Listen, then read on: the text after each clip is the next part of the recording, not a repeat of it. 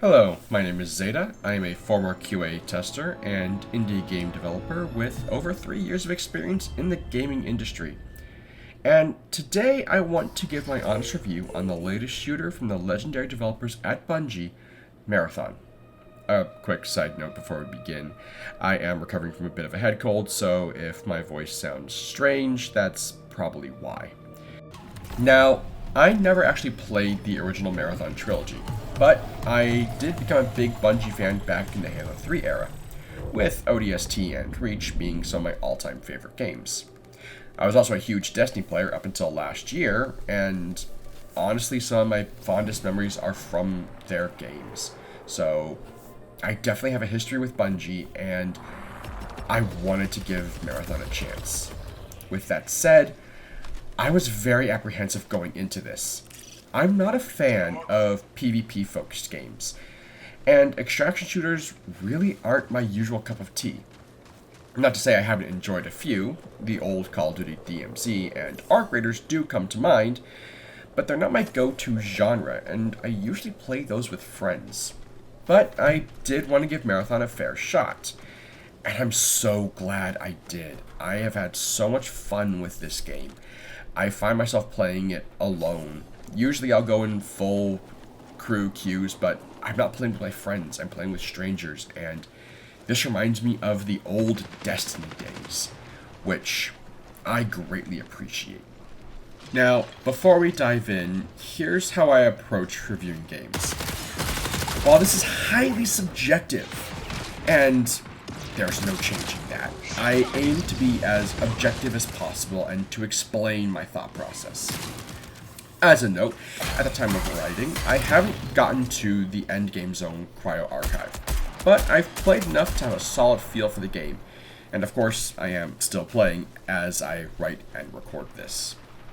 Out of the gate, Marathon is a solid shooter, with the tight and responsive gunplay you expect from Bungie. The matches, I find, are often fast-paced. It's get in, complete objectives, and loot what you can, then get out. Though I have had my fair share of slower, more methodical rounds. Especially when you get to the later maps where the AI and environment become much more dangerous. Speaking of the environment and art direction, the world stands out as strangely vibrant but manufactured. Really, it fits the game's surreal, almost cyberpunk aesthetic they're going for. The music and audio design also add to that atmosphere, offering a strange yet eerie sense of mystery and danger. Tau Ceti never really feels safe. It always feels like there's something lurking just around the next corner, waiting to take you out. Now, much like other extraction shooters, my biggest hang-up usually comes down to the price. And while Marathon has a lot to offer and a strong foundation, the $40 asking price feels a little steep for what's available at launch.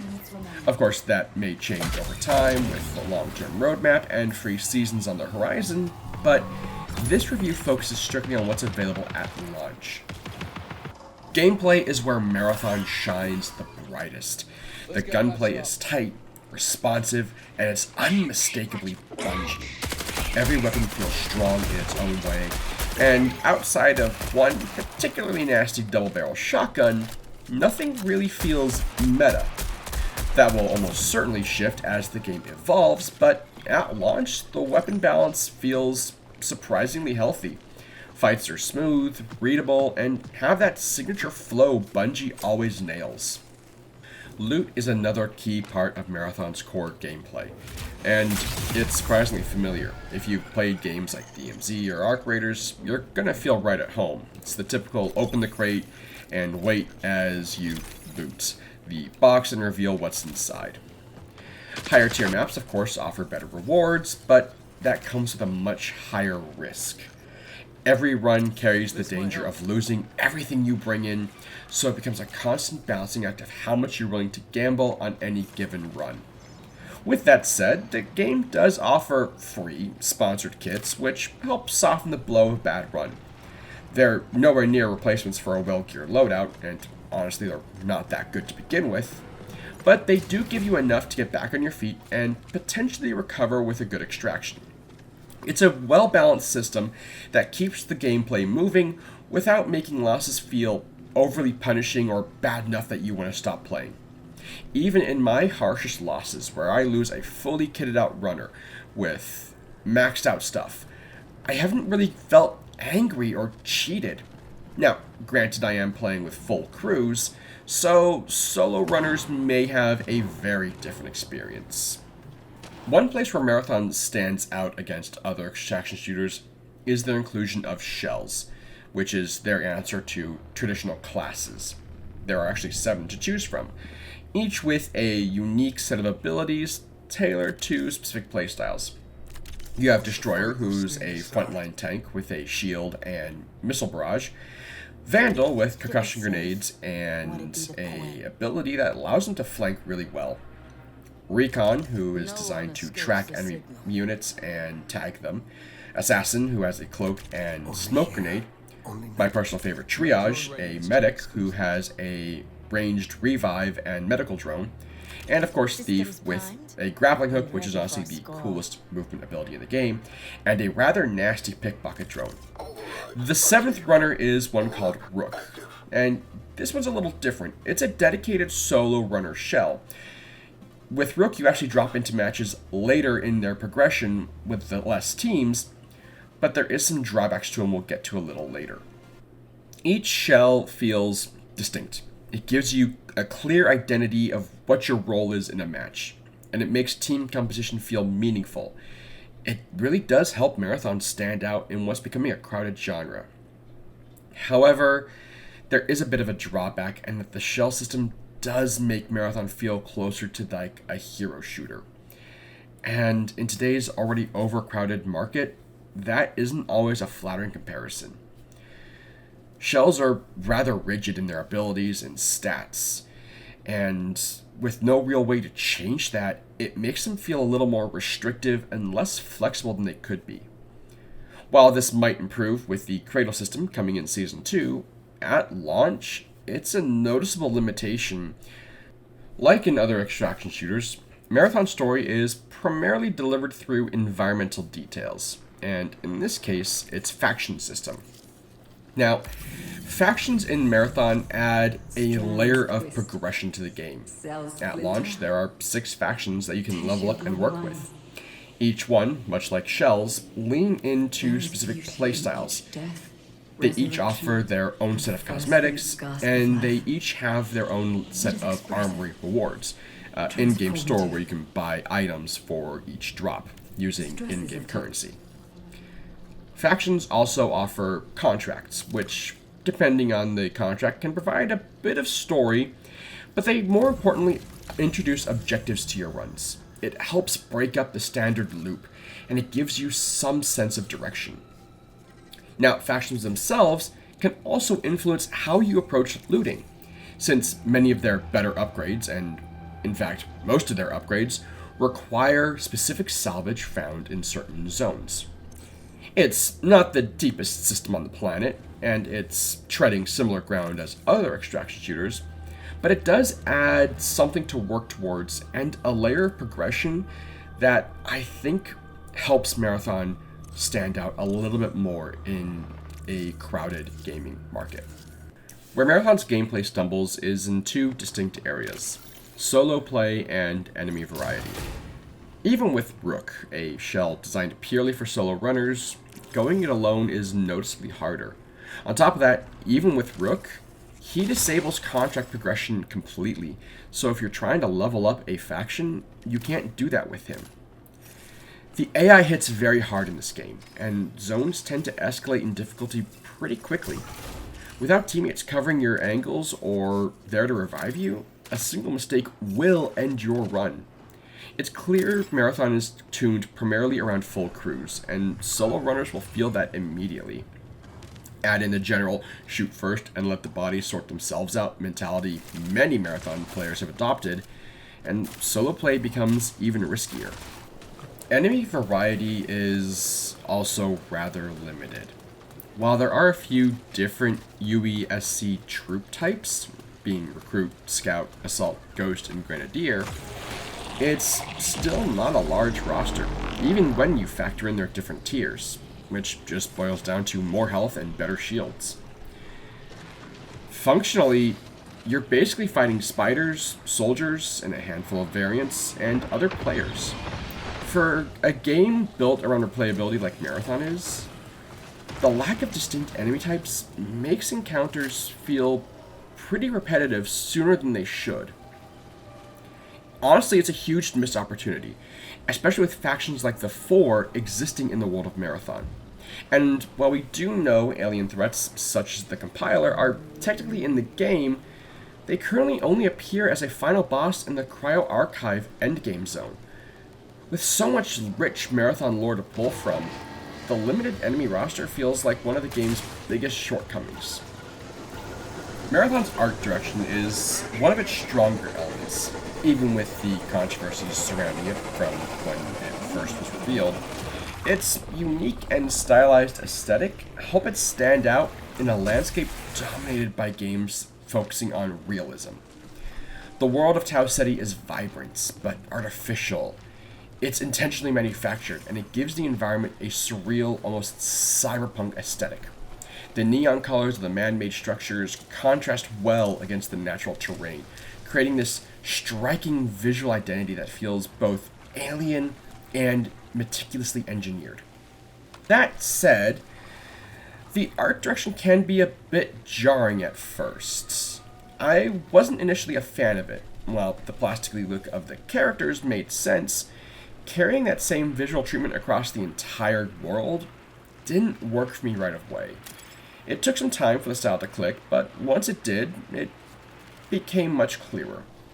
Not everyone I played with shared the initial hesitation. Some loved the look immediately, but a key takeaway for me is that everything ultimately felt like it fits.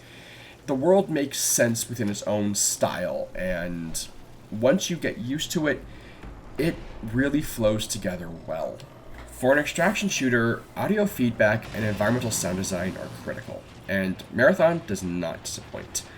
Weapons have crisp, punchy sounds that stand out clearly from the ambient environment, and the spatialization is excellent, giving you a clear sense of where enemy runners are in the world. One complaint that I do have is weapons using the same ammo type tend to sound a bit samey, making it harder to distinguish them by audio alone. It's not game-breaking, but it does slightly undercut the otherwise strong audio identity. Footsteps are clear and readable, giving you a solid idea of where enemy players are moving around, and there are distinct audio cues when the AI spots you or shifts their behavior, making it easy to understand when you've been detected and from where. The music is another standout. It has a unique, eerie quality that perfectly sells the mystery of Tau Ceti and reinforces the game's unsettling atmosphere. The score feels deliberate and confident, an audio identity that captures exactly what Marathon is trying to be. Performance for Marathon is surprisingly stable, especially for a live service extraction shooter at launch.